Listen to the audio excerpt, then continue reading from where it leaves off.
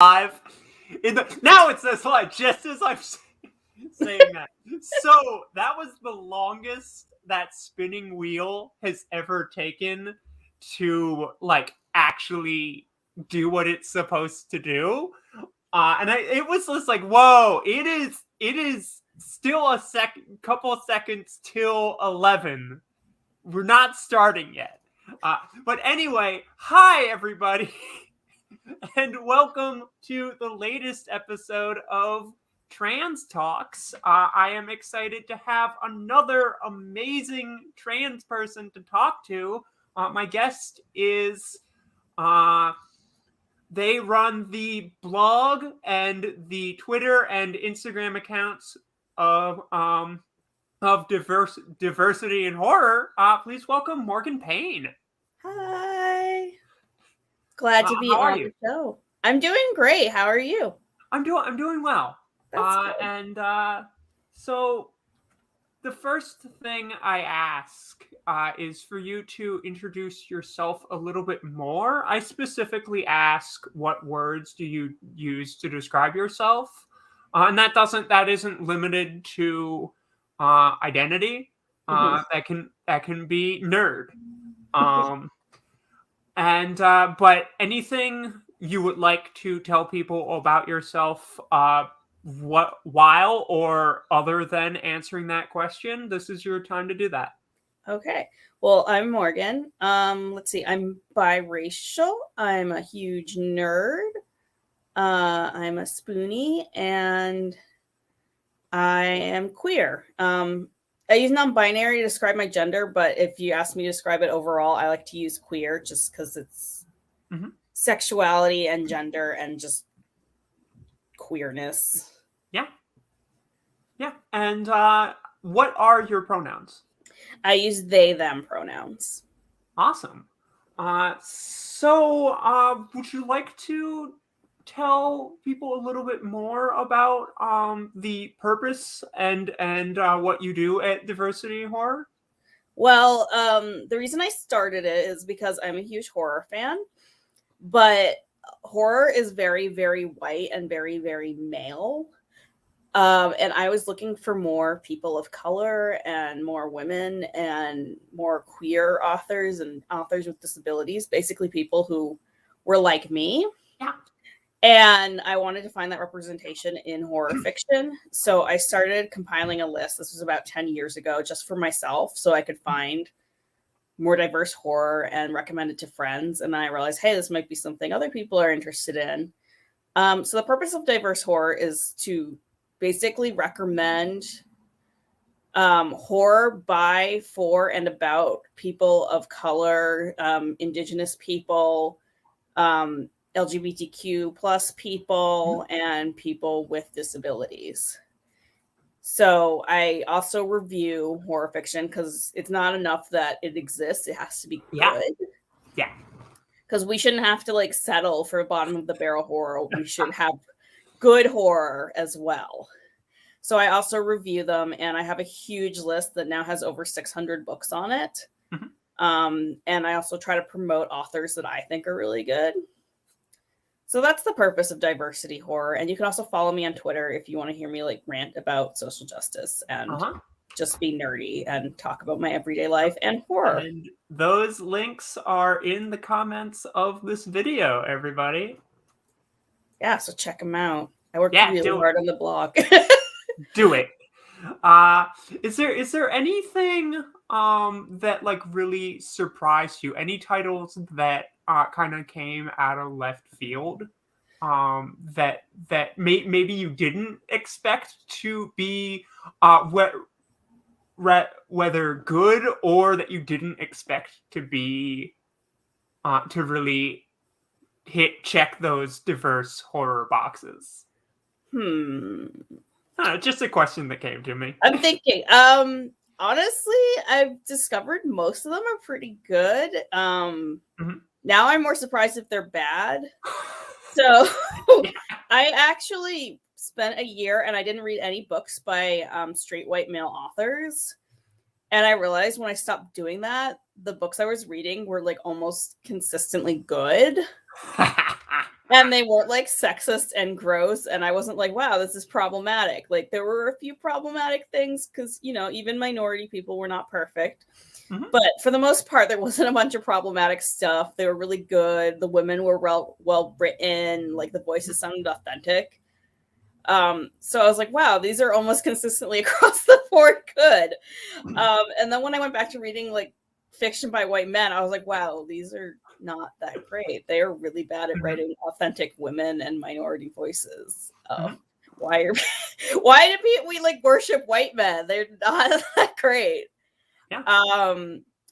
So like there's occasionally I'll find books that are not that great, and I try to be honest in my reviews, and also say just because it's not something I like doesn't mean that it's not something you will like.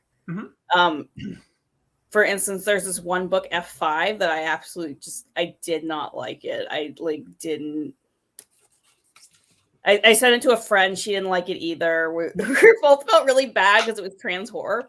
But then when I checked the reviews, everybody else loved it. So I'm like, okay, so it's just me. Yeah. But that's okay. And I still want to pick up that book because, you know, trans horror fiction. But for the most part, the books are really good. Yeah.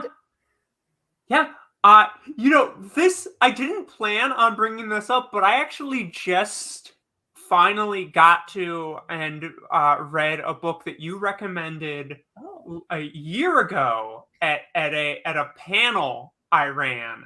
Oh, really? Of about trans representation in horror. I just read Out of Salem. Isn't it good? It was fantastic. Isn't it? I try to recommend it to people and tell them it's like trans Harry Potter. If you don't like TERFs, but you like Harry Potter, you should read this book because there's a non-binary protagonist. Yeah, and it's just like everyone who like is decent in that book turns out to have something like out there going on. I'm just like, isn't that how it is? It's great. I love that it's like a non-binary protagonist. And like one of the characters who's a fairy is actually autistic. I talked to the author about it, and I'm like, this character reads as autistic.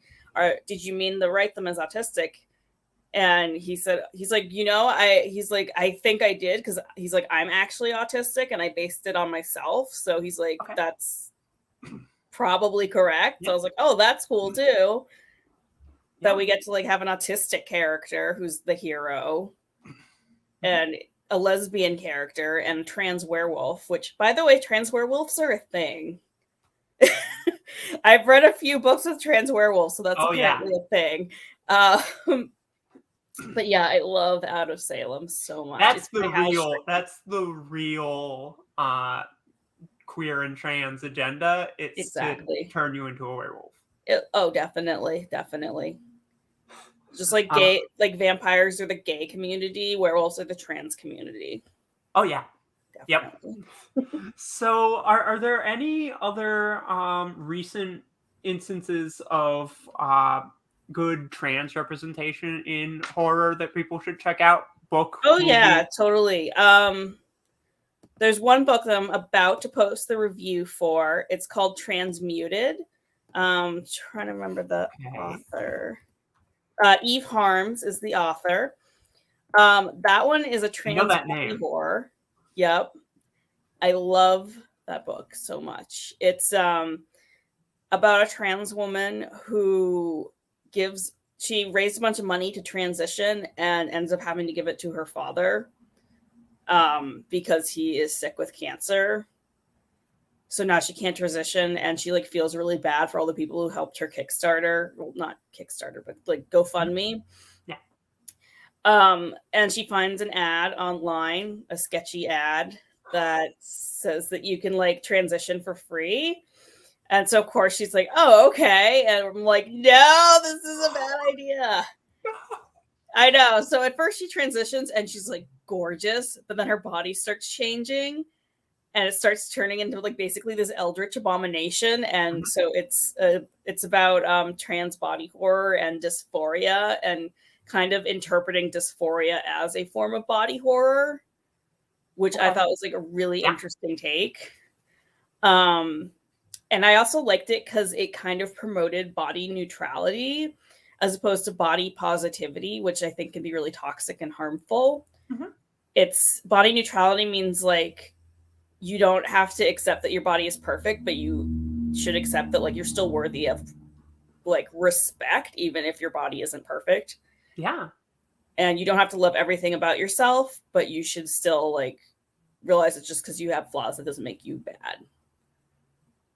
Nice. Which I think is a much more achievable goal than being like, I'm beautiful and perfect and I love myself.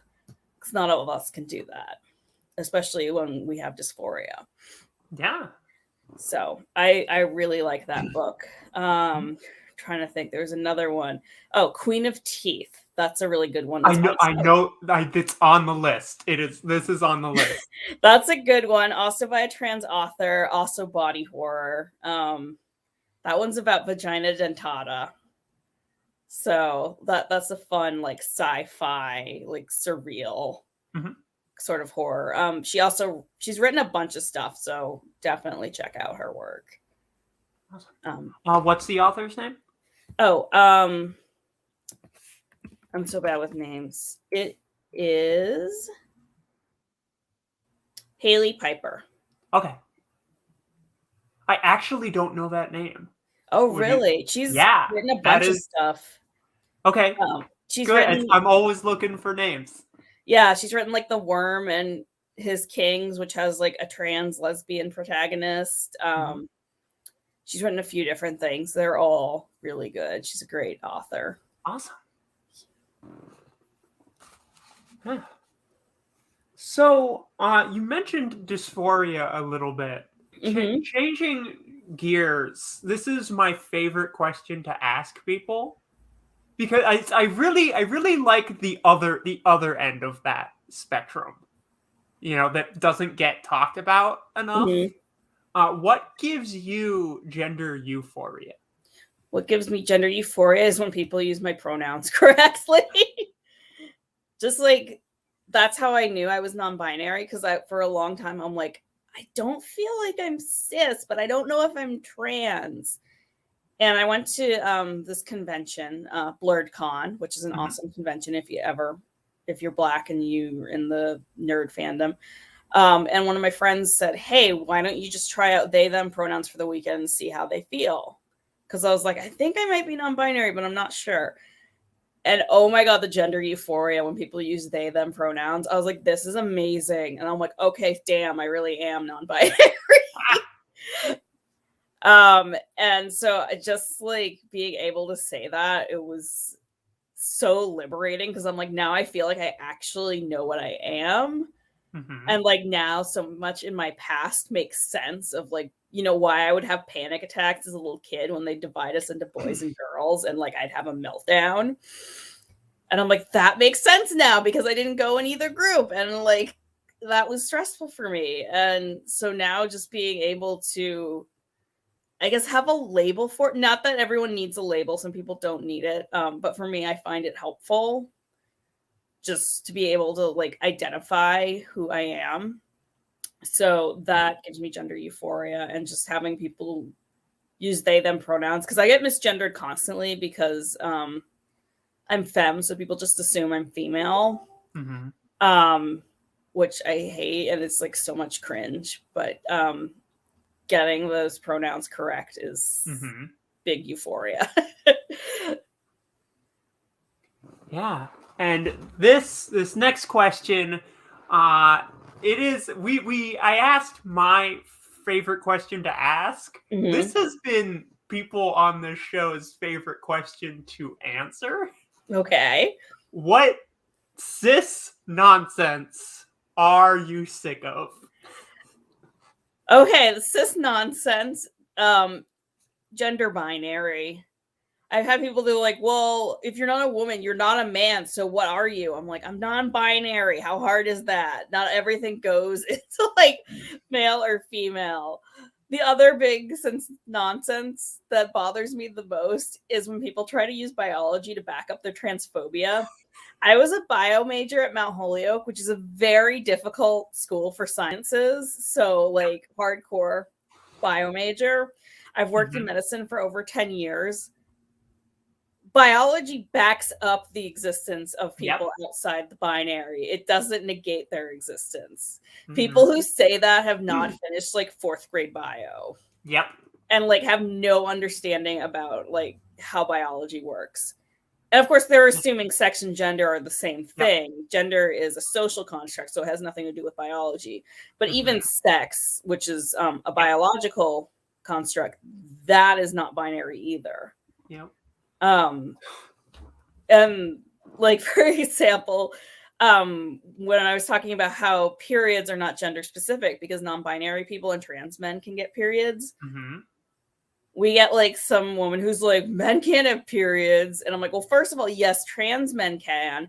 And actually, there is a genetic disorder where cis men can get periods because even though externally they have like a penis and testicles, they are born with a uterus.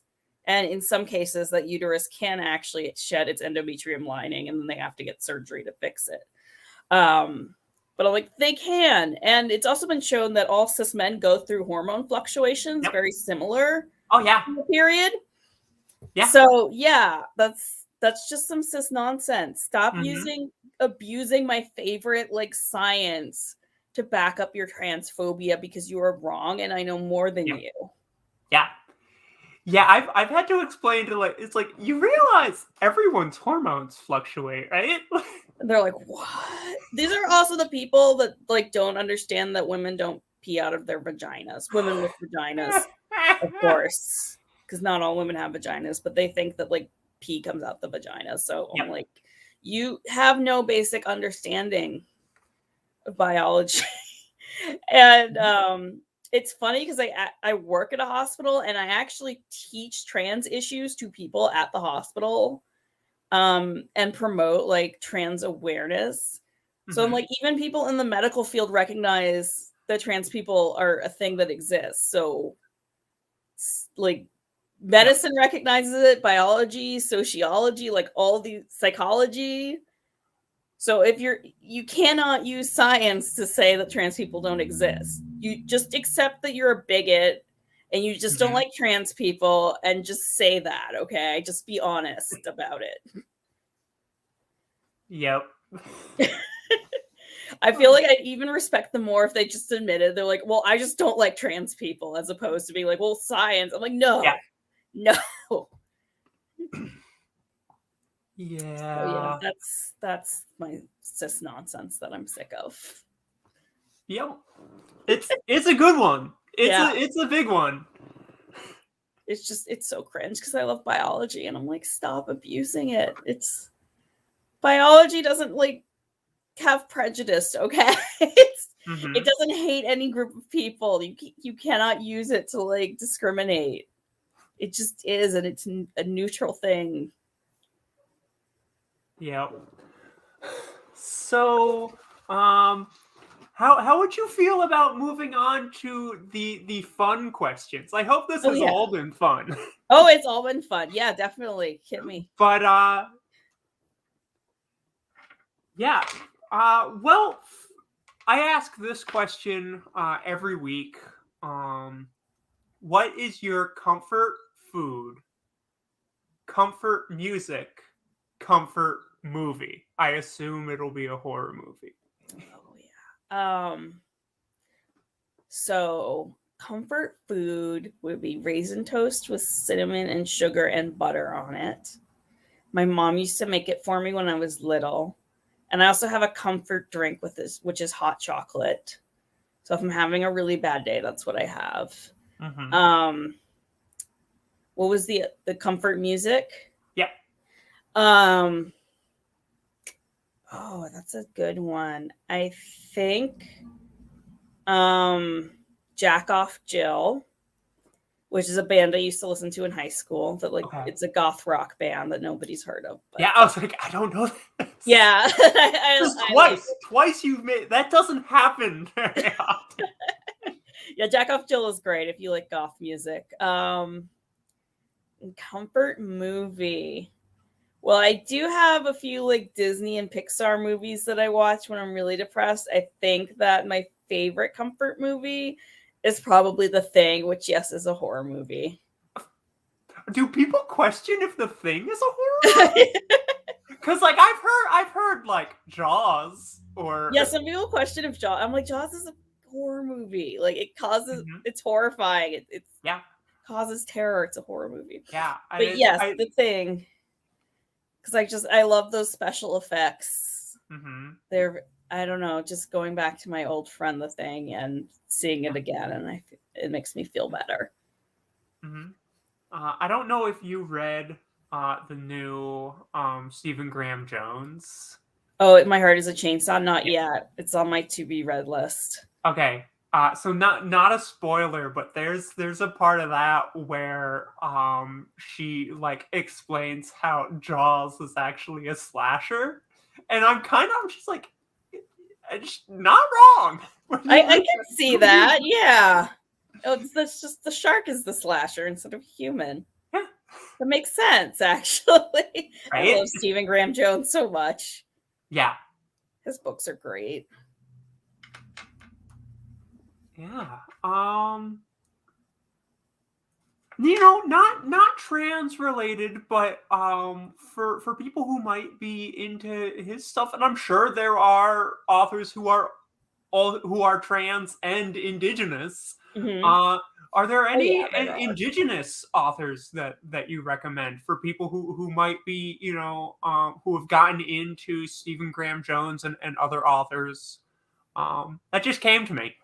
Oh, okay. Yeah. Let me think for a sec. Let's see. Cherry Dimmeline, she is the author of The Marrow Thieves. She's a really good author. Her book also ties to residential schools. So if you're like interested in the history of residential schools, I would definitely recommend The Marrow Thieves. Joseph Bruchac, he writes a lot of good horror books for younger audiences. His books kind of remind me of like Goosebumps a lot.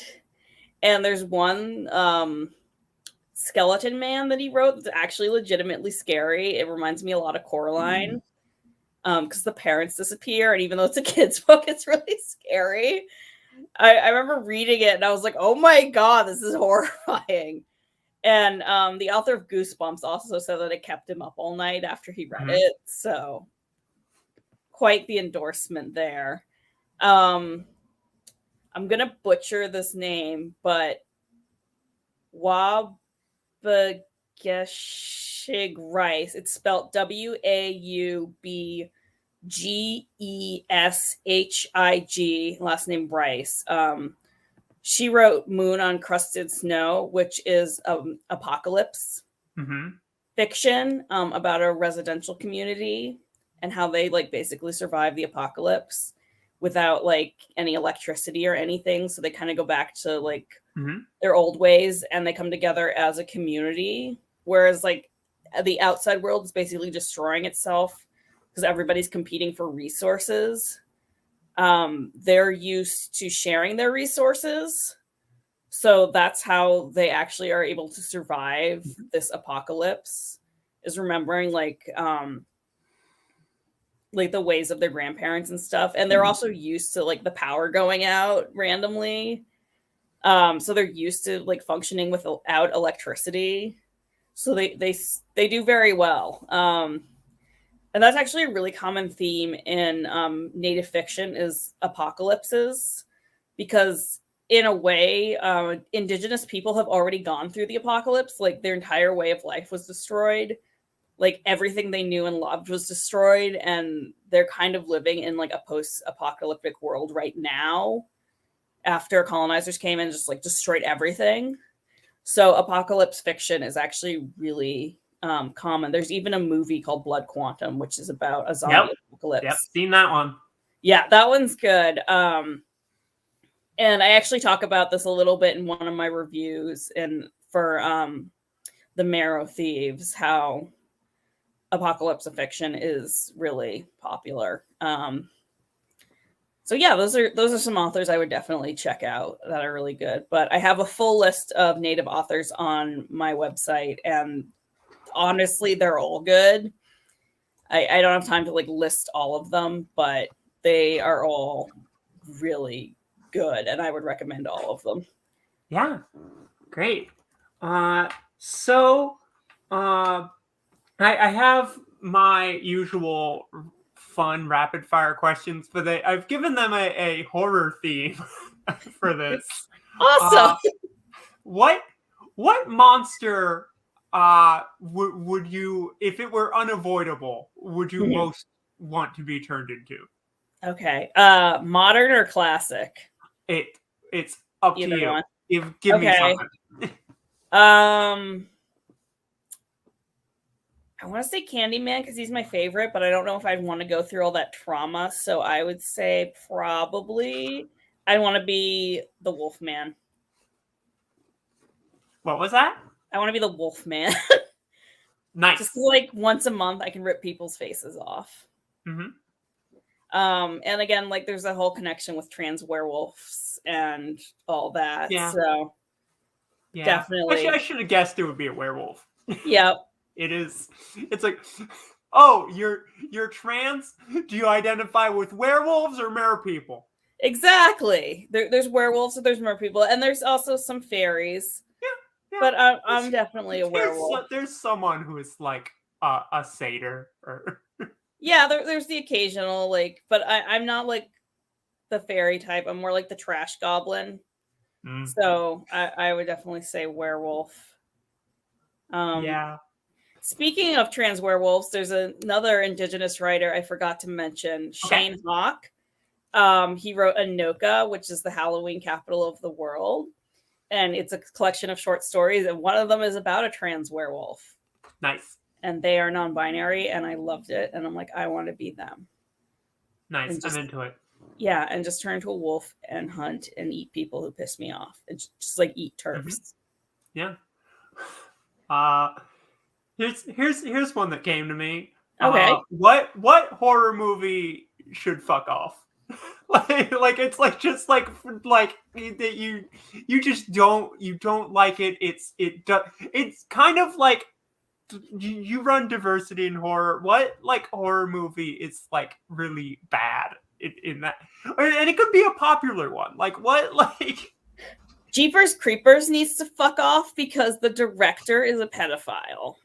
And a lot of people don't realize that. They're like, oh, Jeepers Creepers is good. I'm like, no, it's not. It is not. The director is a piece of human garbage. He even wrote in like a child abuse joke into one of the movies, like literally what he did, and he joked about it. Mm-hmm. And they're making a new one, and I'm just like, and everyone's excited, and I'm like, no, stop supporting this franchise. They're making another one? Yeah, they are making another one. And I'm like, the different director, which I guess is a little better, but still he's gonna get money for it. And I'm like, stop supporting this director. Yeah, it's like stop making Harry Potter things. Although Jax, who is in the current Cursed Child play is a trans person. So like oh wow. Okay. So I wonder how she feels about that. I don't know. I mean, she's not affiliated with it, but it's still her franchise. So I feel like it's like a tiny little like fuck you to her. Oh, it really is. It's definitely a fuck you. It's when I first found out she was a TERF, I had to like create something because I was so upset. So I actually created like a Hogwarts shield, but with like the trans and non-binary and like genderqueer flags instead of like the house flags. And that was like my way of just being like, you know what, fuck off. Yeah. It's really weird how all of her characters are trans though. I know, right? I'm like, this is a very queer franchise. And she's like, no, it's not. And I'm like, but it is though. Like yeah. Luna Lovegood's a trans woman. You can't take that from me. I fully accept that. And Lupin is gay. Because like the whole thing about being a werewolf was like about being gay and like having AIDS as far as I'm concerned. So I'm like, I don't know why she made him straight all of a sudden. I'm like, he's clearly gay. And like Black was clearly his boyfriend. So yep. honestly, after like this whole trauma of her like coming out as a TERF, which for me it was like going through a really bad breakup with like a longtime partner. Because like you first you're like really sad, but then you get angry, and then you're like gotta start packing all their stuff away because like it just reminds you of them. But you can't throw it out yet. You gotta like put it in the attic and just deal with this emotion.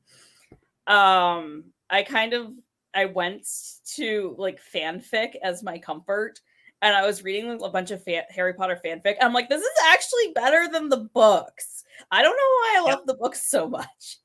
And I realized she's not that good a writer. She's just really good at world building. And since doing diversity horror, I've read like books like Get Out, not Get Out, Out of Salem, which I'm like, these are actually better than Harry Potter.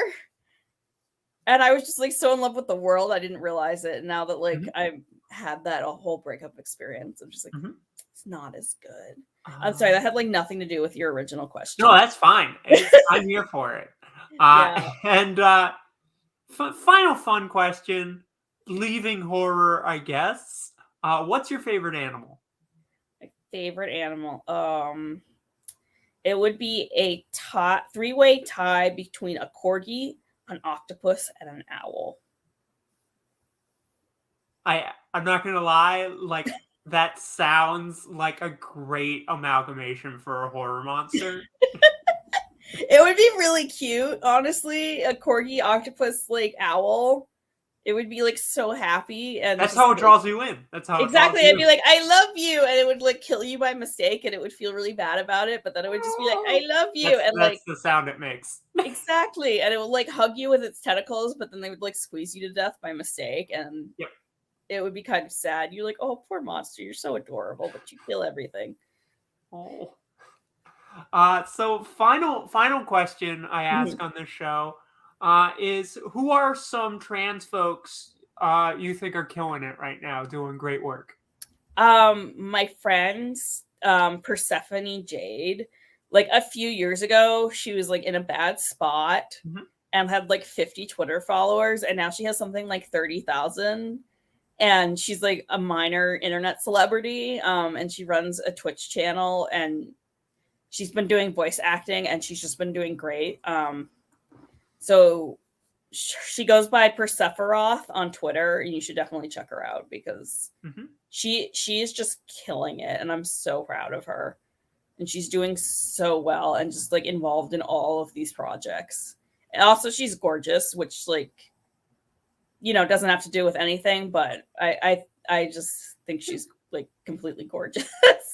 Words of affirmation. I know, exactly. I'm just like, she's gorgeous, you know, and she's talented, and she's very, very funny. So nice. Yeah. Okay. So we've usually the last question is, where can people find you on the internet? But that's kind of what we've discussed the whole time.